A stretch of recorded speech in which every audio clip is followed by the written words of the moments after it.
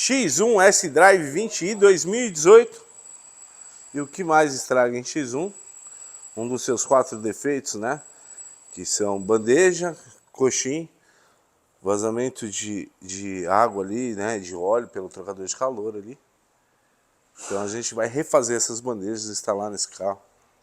A gente faz uma bucha mais maleável, ao mesmo tempo que ela é mais justa, né? Ela tem melhor ali absorção de impacto.